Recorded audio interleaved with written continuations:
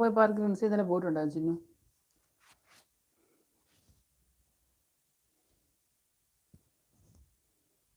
ചേട്ടായി മൊബൈൽ തോണ്ടുന്നു, കൊച്ചു ഐസ്ക്രീം കഴിക്കുന്നു.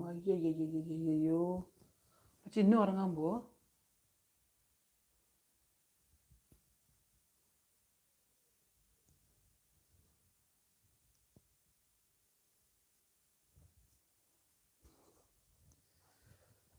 എന്താ